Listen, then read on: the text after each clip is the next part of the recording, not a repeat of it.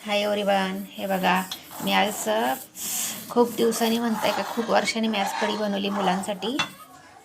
मुलांना पांढरा भात आणि कढी फार आवडते. मी आंबट गोड कढी बनवलेली आहे. त्यात थोडी कोथिंबीर घालते. सारखं हलवत राहायचं म्हणजे ती कढी फुटणार नाही. नाहीतर दही या बेसन पीठ हे घालून कढी केली की ते फाटते, म्हणून त्याला सारखं हलवत राहायचं. आणि पूर्ण कढी झाल्यावर मग त्यात मीठ घालून मग हलवायचं. एकीकडे भात ठेवलेला आहे, तो गार होते. आता मी मस्त चमचमीत नंतर गरम गरम कढी आणि भात खाणार आहे. आणि मग मस्त आता किचन आवरते मी. त्याच्यावर झाकणी घालते. मग